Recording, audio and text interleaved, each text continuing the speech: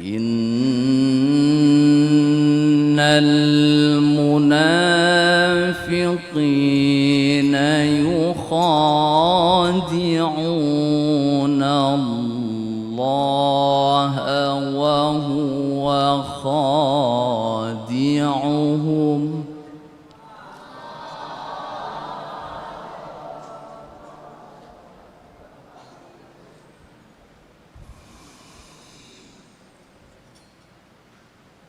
وإذا قاموا إلى الصلاة قاموا كسالى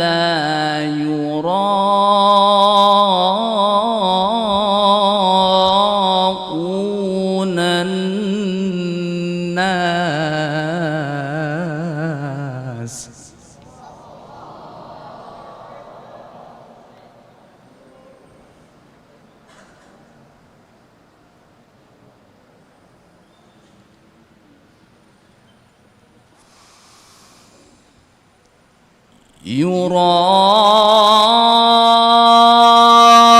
يراءون الناس ولا يذكرون الله إلا قليلا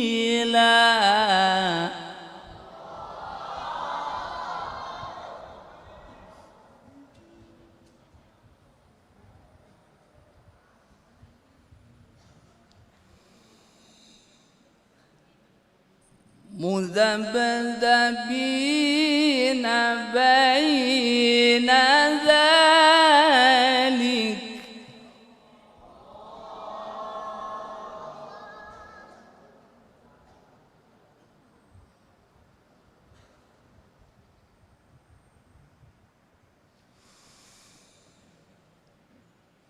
لا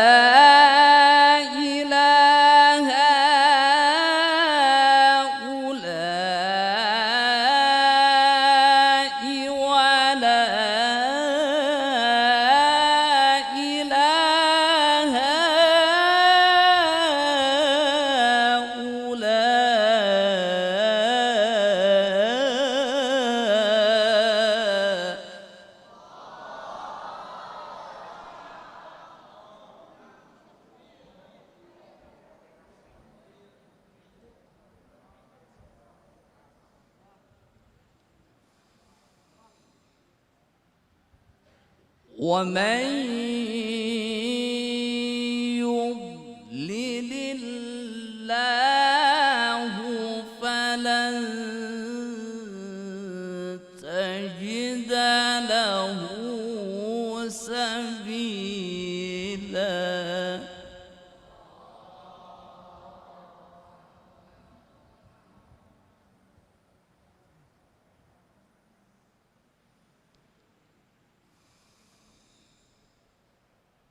يا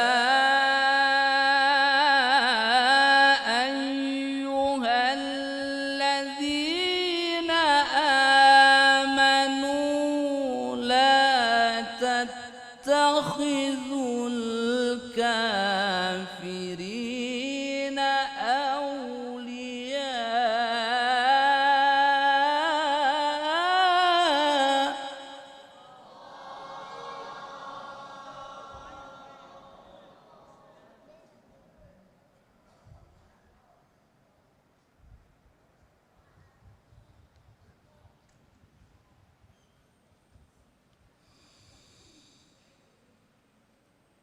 لا تتخذوا الكافرين أولياء من دون المؤمنين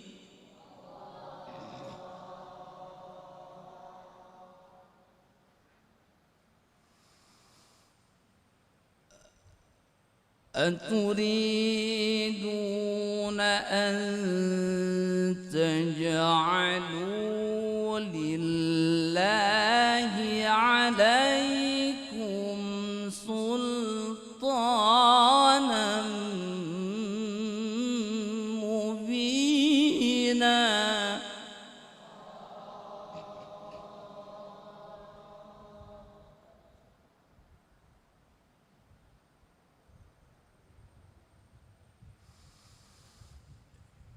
إن المنافقين في الدرك الأسفل من النار.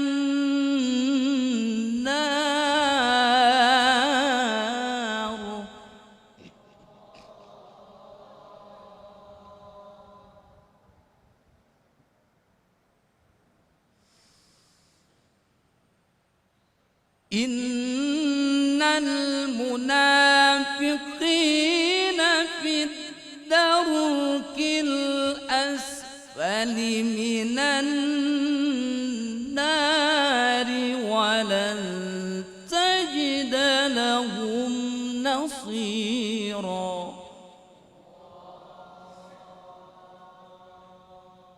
إن المنافقين في الدرك الأسفل من النار ولن تجد لهم نصيرا. صدق الله العظيم. أستغفر الله العظيم لي ولوالدي ولأصحاب الحقوق الواجبة علي ولجميع المسلمين والمسلمات والمؤمنين والمؤمنات الأحياء منهم والأموات. أستغفر الله العظيم لي ولوالدي ولأصحاب الحقوق الواجبة علي ولجميع المسلمين والمسلمات والمؤمنين والمؤمنات الأحياء منهم والأموات. أستغفر الله العظيم لي ولوالدي ولأصحاب الحقوق الواجبة علي ولجميع المسلمين والمسلمات والمؤمنين والمؤمنات الأحياء منهم والأموات.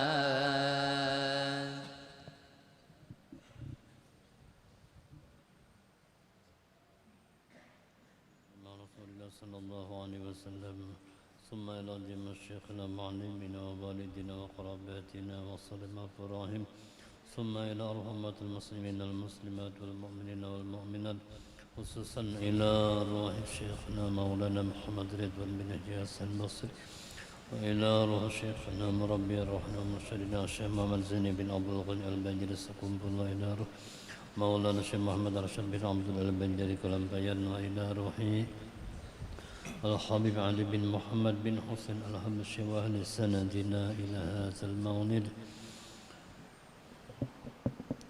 وإلى روح سيد المهاجر إلى الله أحمد بن سوى سيد البقر المقدم محمد بن عين النبي والسلام والرحم لأن الله الكريم تغشى من الرحمة والمغفرة ويعد علينا وعلى أولادنا وأزواجنا وذريتنا ومن حبنا من بركاته من سرار من نفعتهم في الدين والدنيا والآخرة وعلى كل نية صالحة وعلى وبشيخنا وإلى حضرة النبي. الفاتحة. بسم الله الرحمن الرحيم. الحمد لله رب العالمين الرحمن الرحيم مالك يوم الدين إياك نعبد وإياك نستعين الصراط المستقيم المغضوب عليهم ولا الضالين. فيا أيها الراجون منه شفاعة صلوا عليه وسلموا تسليما. اللهم صل وسلم وبارك عليه وعلى آله.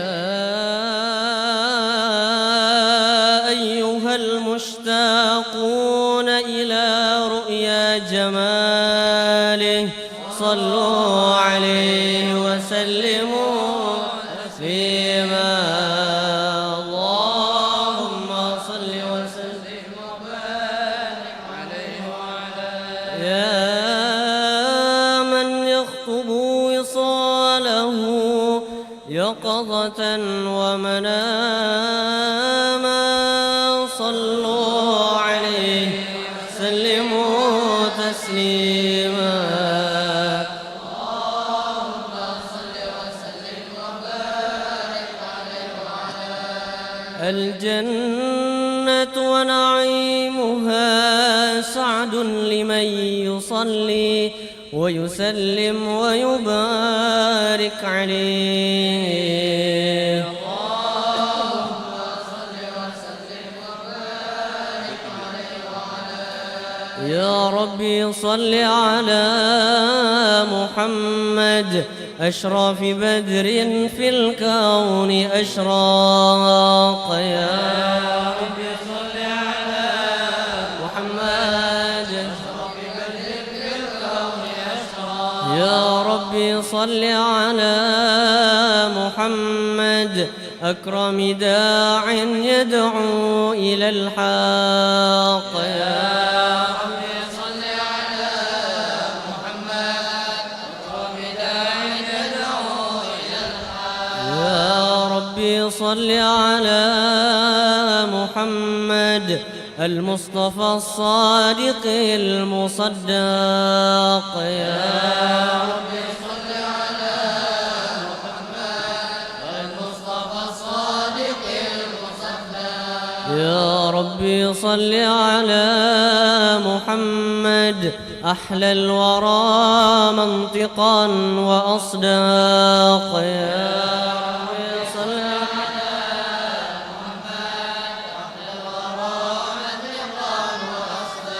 يا ربي صل على محمد أفضل من بالتقى تحقق يا ربي صل على محمد أفضل من بالتقى تحقق يا ربي صل على محمد من بالسخاء والوفاء تخلق يا ربي صل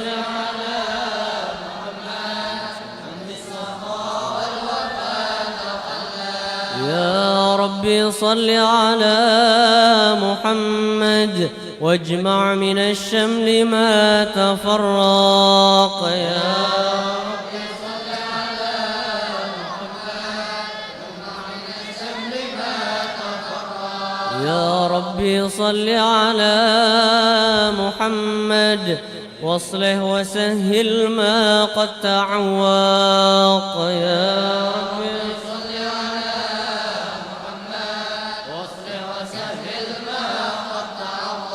يا ربي صل على محمد وافتح من الخير كل مغلاق يا ربي صل على محمد وافتح من الخير كل مغلاق يا ربي صل على محمد وآله ومن بالنبي تعلق يا ربي صل على محمد وآله ومن بالنبي تعلق يا ربي صل على محمد وآله ومن للحبيب يعشاق يا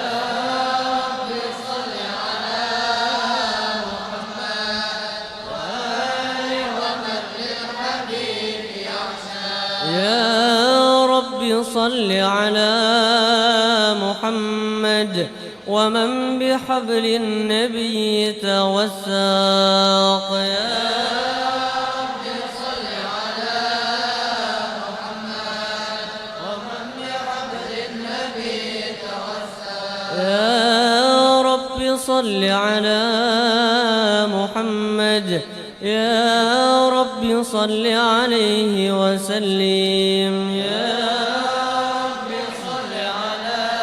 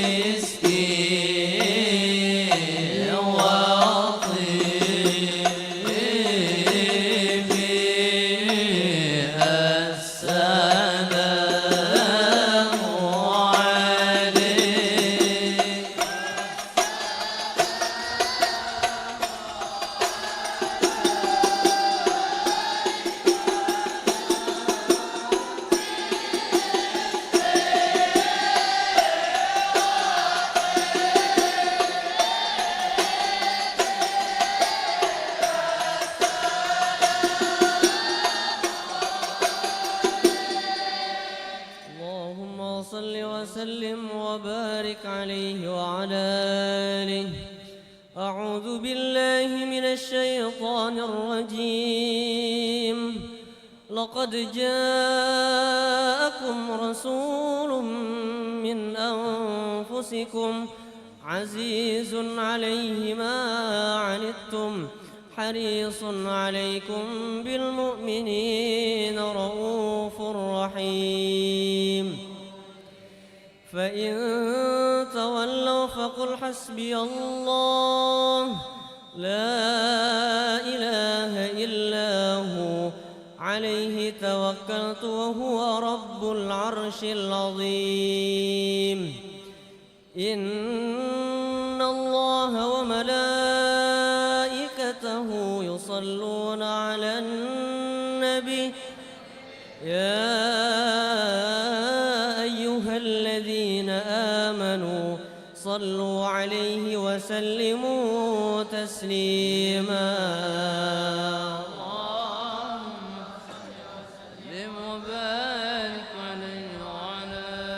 بسم الله الرحمن الرحيم.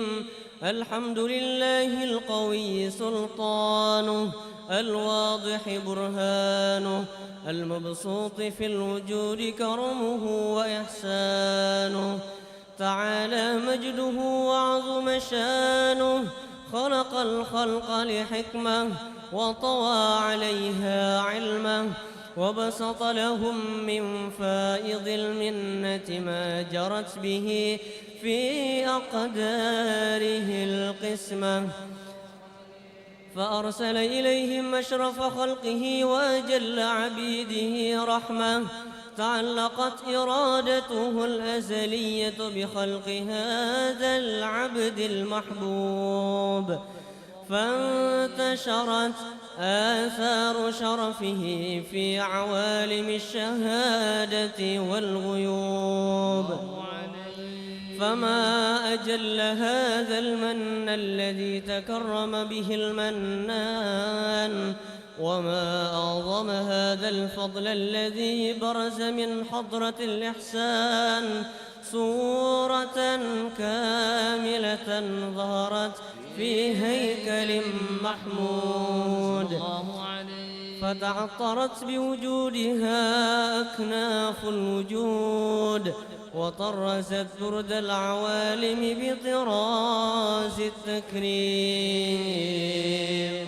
اللهم صل وسلم أشرف الصلاة والتسليم على سيدنا ونبينا محمد الرؤوف الرحيم. اللهم صل وسلم وبارك عليه وعلى آله. اللهم صل وسلم وبارك عليه وعلى آله. تجلى الحق في عالم قدسه الواسع تجليا قضى بانتشار فضله في القريب والشاسع. فله الحمد الذي لا تنحصر أفراده بتعداد ولا يمل تقراره بكثرة ترناد.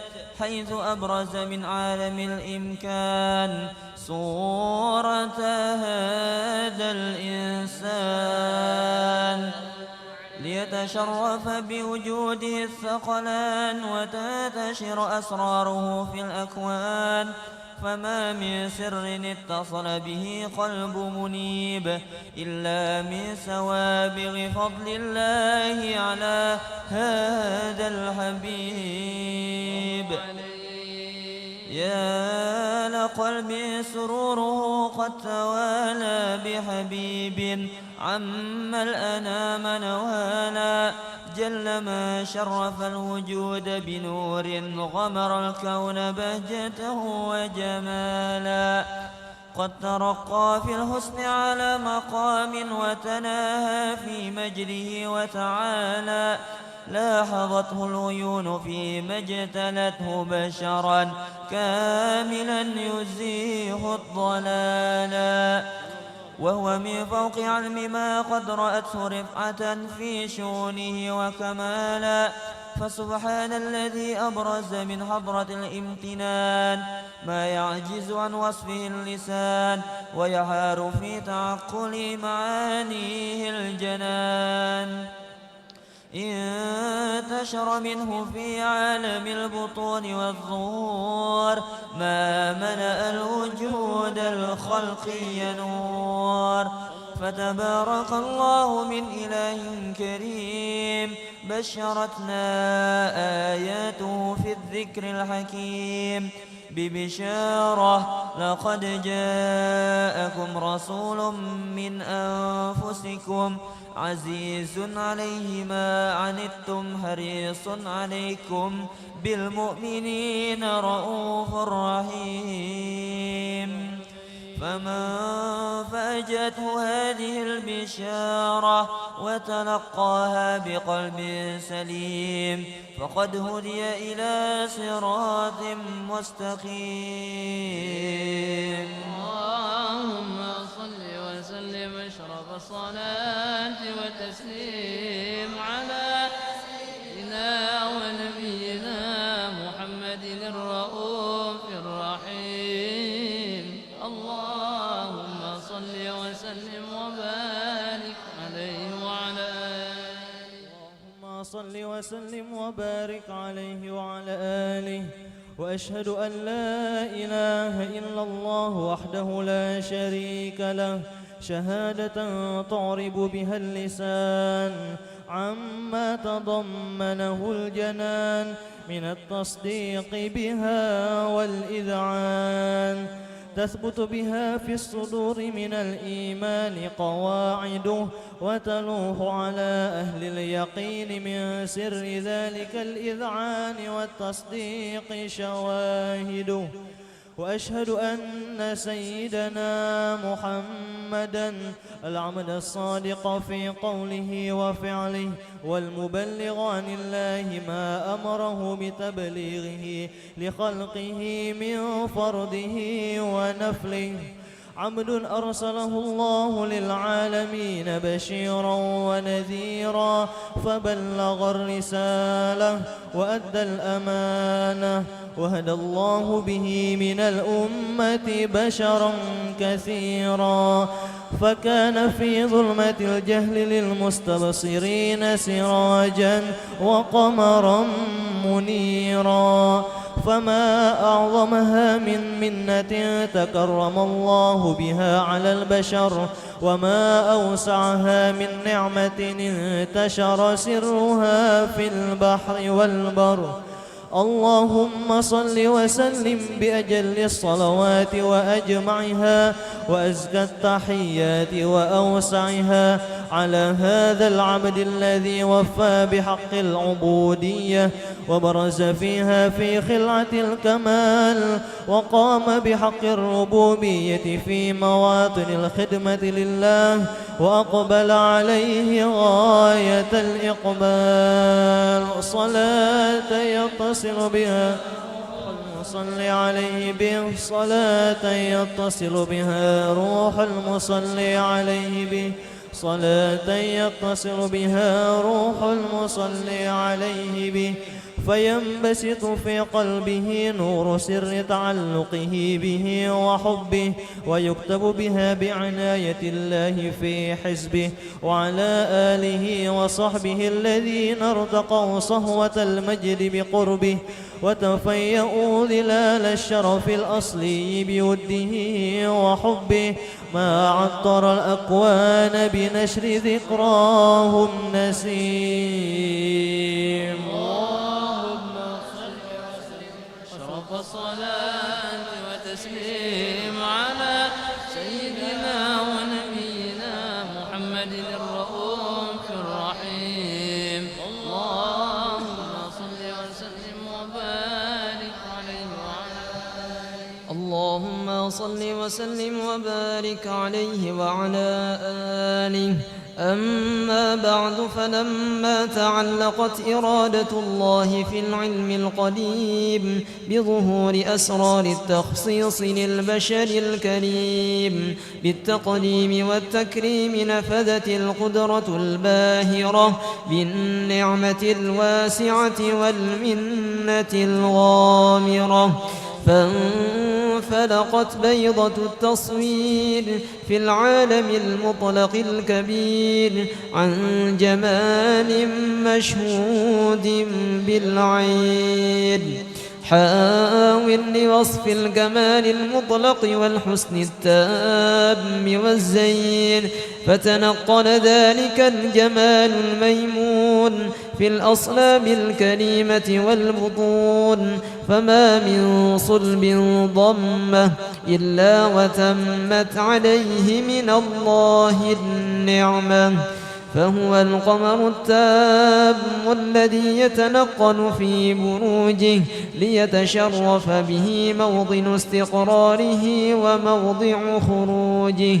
وقد قضت الأقدار الأزلية بما قضت، وأظهرت من سر هذا النور ما أظهرت، وخصصت به من خصصت، فكان مستقره في الأصلاب الفاخرة والأرحام الشريفة الطاهرة، حتى برز في عالم الشهادة بشرا لا كالبشر، ونورا حير الأفكار ظهوره وبهر، فتعلقت همة الراقم لهذه الحروف بأن يرقم في هذا القرطاس ما هو لديه من عجائب ذلك النور معروف. وإن كانت الألسن لا تفي بعشر معشار أوصاف ذلك الموصوف تشويقا للسامعين من خواص المؤمنين، وترويحا للمتعلقين بهذا النور المبين، وإلا فأنى تعرب الأقلام عن شؤون خير الأنام. ولكن هزني إلى تدوين ما حفظته من سير أشرف المخلوقين، وما أكرمه الله به في مولده من الفضل الذي عم العالمين. وبقيت رايته في الكون منشورة على مر الأيام والشهور والسنين، داعي التعلق بهذه الحضرة الكريمة، وداعي التشوق إلى سماع أوصافها العظيمة.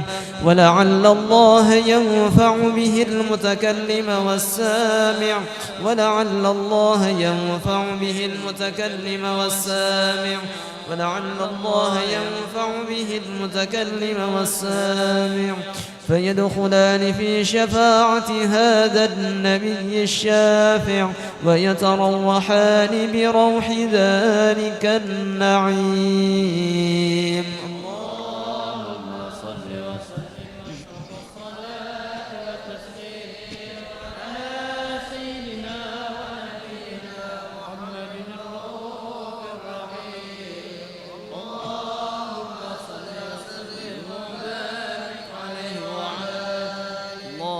صل وسلم وبارك عليه وعلى آله. وقد آن للقلم أن يخط ما حركته فيه الأنامل مما استفاده الفهم من صفات هذا العبد المحبوب الكامل، وشمائله التي هي أحسن الشمائل.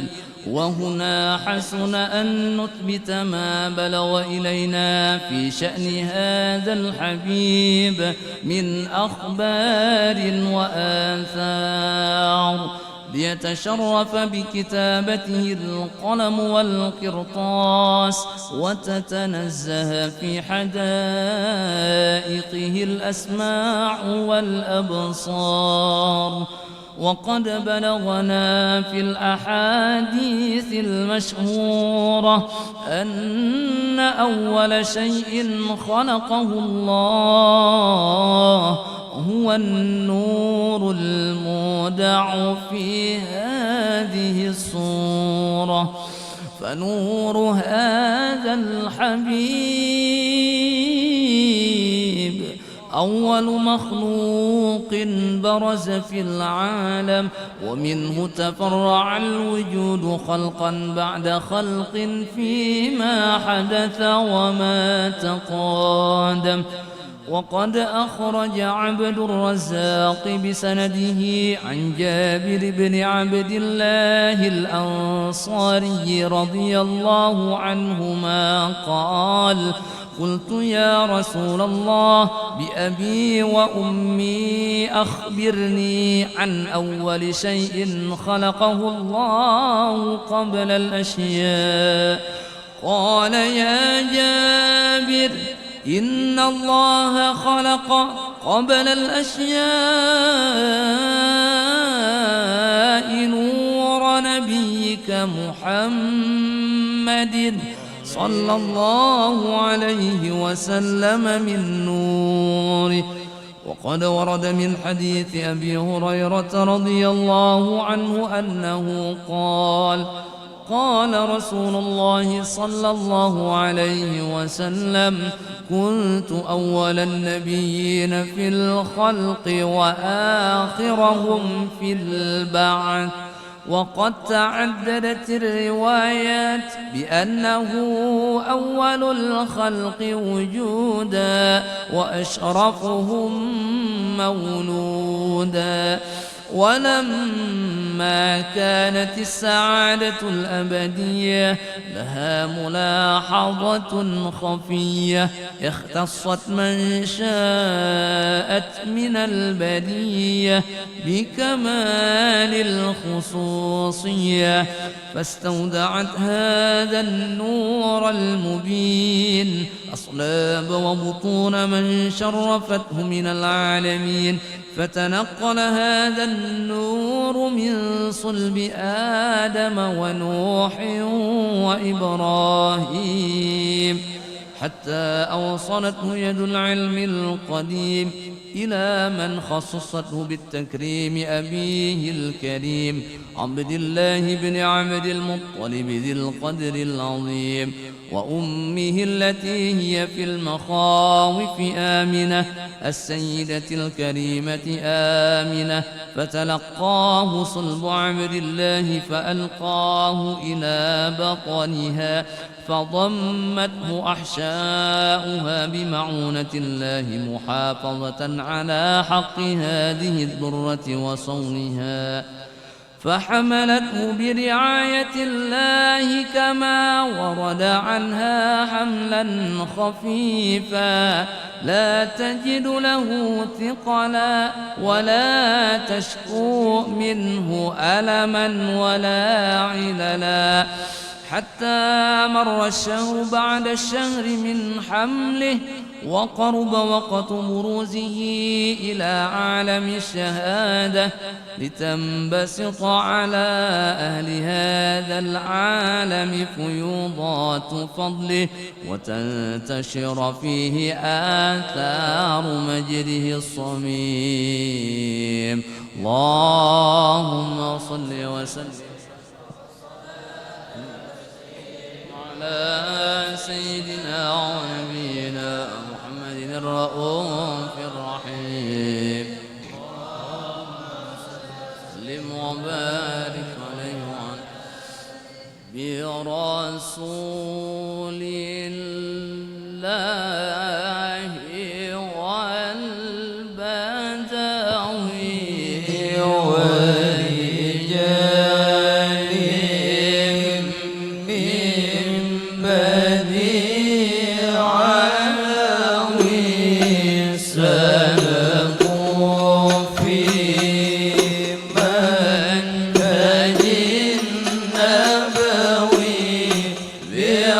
برسول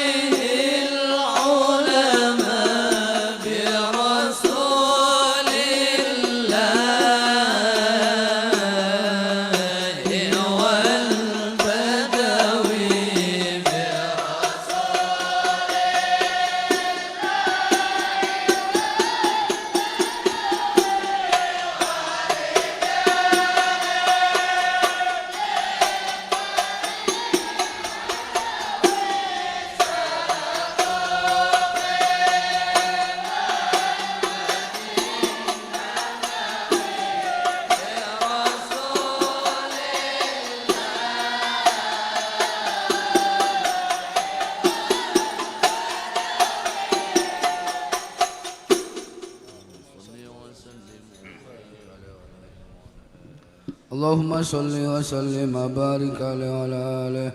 ومنذ علقت بهذه الدرة المكنونة والجوهرة المصونة والكون كله يصبح ويمسي في سرور وابتهاج بقرب جور إشراقها جسرات والعيون متشوفة إلى بروجه متشوقة إلى التقاط جواهر كنوجه.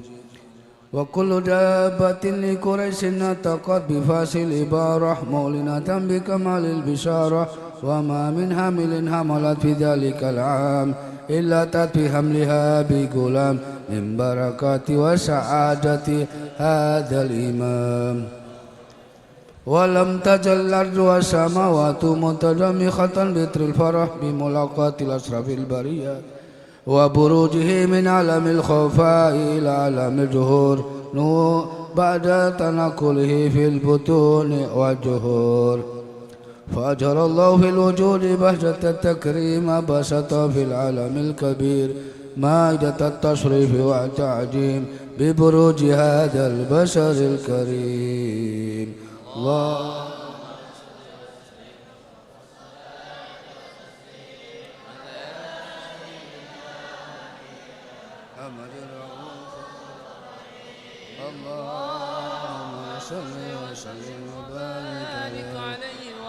اللهم صل وسلم وبارك عليه وعلى آله.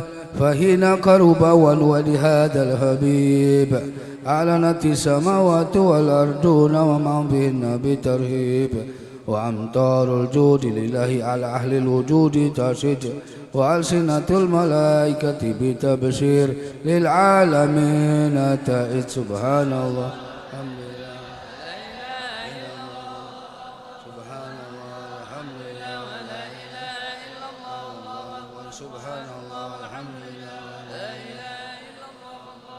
والقدرة كشفت كنهاج المستور ليبرج نوره كاملا في عالم الجهور نورا فاق كل نور وأنفذ الحق على من أتم الله عليه النعمة من خواص الأمة أن يهدر عند وجه أمة تأنسا لجنابها المشهود ومشاركة لها فيها جسمات الممدود.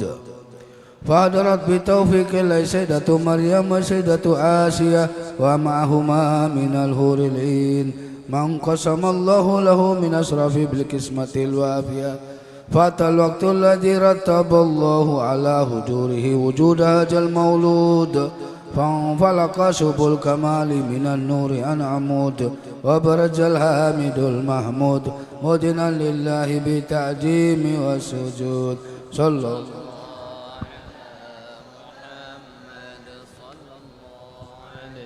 وسلم. صلى الله على محمد صلى الله عليه وسلم.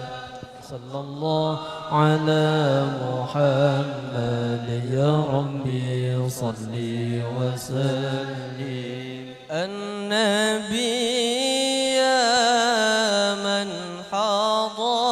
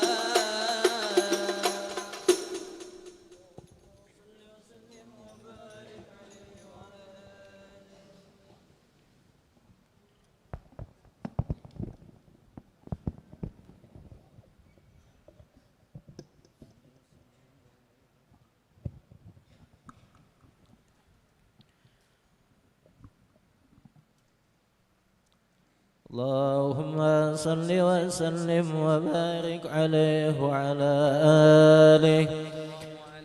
ولقد اتصب صلى الله عليه وآله وسلم من محاسن الأخلاق بما تضيق عن كتابته بطون الأوراق. كان صلى الله عليه وآله وسلم أحسن الناس خلقا وخلقا وأولهم إلى مكارم الأخلاق سبقا وأوسعهم بالمؤمنين حلما ورفقا.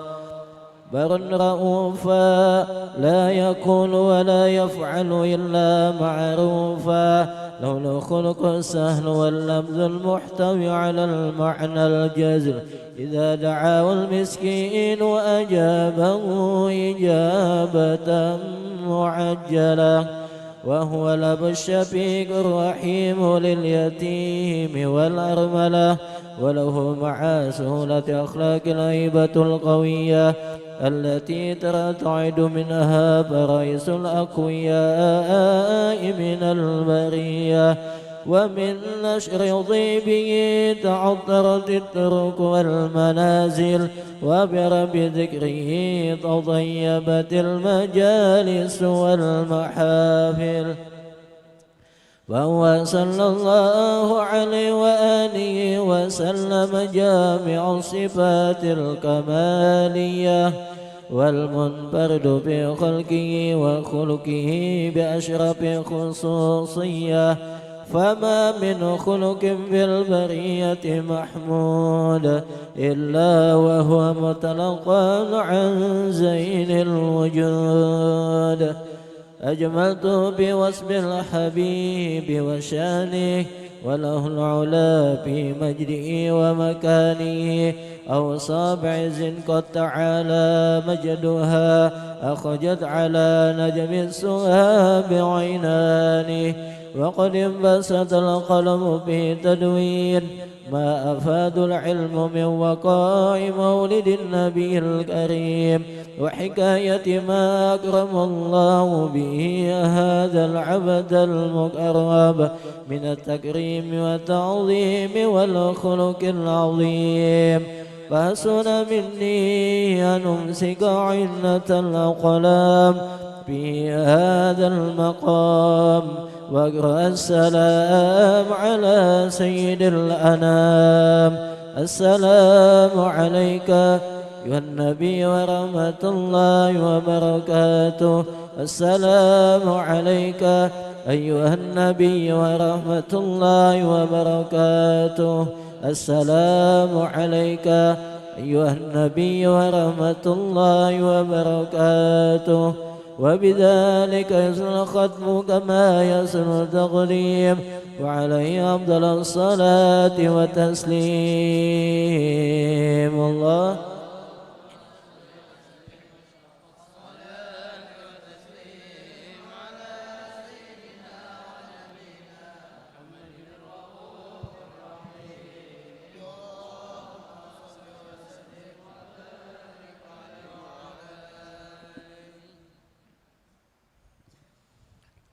بسم الله الرحمن الرحيم. الحمد لله رب العالمين.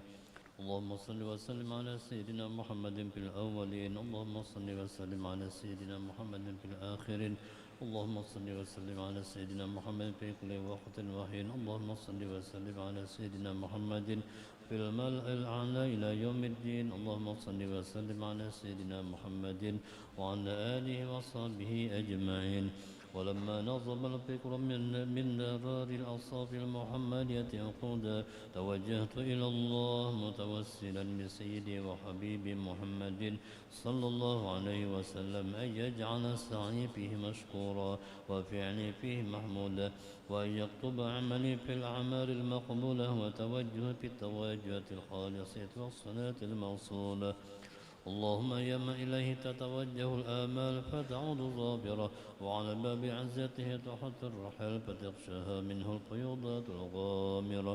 نتوجه إليك بأشرف الوسائل لديك سيد المرسلين عبدك الصادق الأمين سيدنا محمد الذي عمت رسالته العالمين أن تصلي وتسلم على تلك الذات الكاملة مستودع أمانتك وحفيظ سرك وحامل راية دعوتك الشاملة الأبي الأكبر المحبوب لك والمخصص بالشرف الأفخر في كل موطن من مواطن القرب ومظهر قاسم إمدادك في عبادك وساق غوص إرشادك لأهل ودادك سيد الكونين وأشرف الثقلين العبد المحبوب الخالص المخصوص منك بأجل الخصائص اللهم صل وسلم عليه وعلى آله وأصحابه وأهل حضرة اقترابه من أحبابه اللهم إنا نقدم إليك جاه هذا النبي الكريم ونتوسل إليك بشرف مقامه العظيم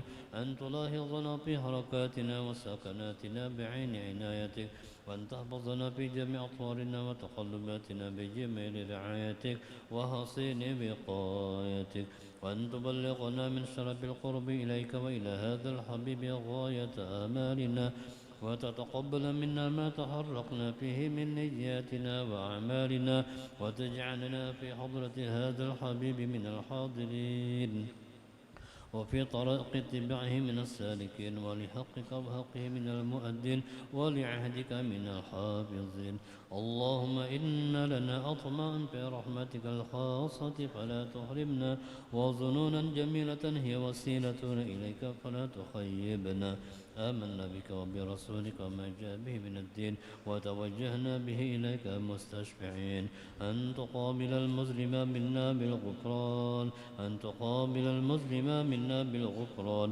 أن تقابل المسلم منا بالغفران والمسيء بالإحسان والسائل بما سأل نسأل الله حسن الخاتمة والمؤمل بما أمل وأن تجعلنا ووالدنا وأولادنا وأزواجنا وذرياتنا ومن أحبنا ممن نصر هذا الحبيب ووازره ووله وظهره وعم ببركة وشرف وجهة أولادنا ووالدينا وأهل قطرنا ووادينا وجميع المسلمين والمسلمات والمؤمنين والمؤمنات بجميع الجهاد وأدم راية الدين القويم في جميع الأقطار المنشورة ومعالم الإسلام والإيمان بأهلها معمورة معنى وصورة واكشف اللهم كربة المكروبين وقضي دين المدينين واغفر للمذنبين وتقبل توبة التائبين وانشر رحمتك على عبادك المؤمنين أجمعين وقل شر المعتدين والظالمين وبسط العدل بولاة الحق في جميع النواهي والأقطار وأيدهم بتأييد من عندك ونصر على المعاندين من المنافقين والكفار واجعلنا يا ربي في الحس الحصين من جميع البلايا واجعلنا يا ربي في الحس الحصين من جميع البلايا واجعلنا يا ربي في الحس الحصين من جميع البلايا وفي الحرز المكين من الذنوب والخطايا وأدمنا في العمل بطاعتك والصدق في خدمتك قائمين وإذا توفيتنا فتوفنا مسلمين مؤمنين واختم لنا منك بخير أجمعين وصل وسلم على هذا الحبيب المحبوب في الأجسام والأرواح والقلوب وعلى آله وصحبه من إليه منسوب وآخر دعوانا أن الحمد لله رب العالمين سبحان ربك رب العزة عما يصفون وسلام على المرسلين والحمد لله رب العالمين.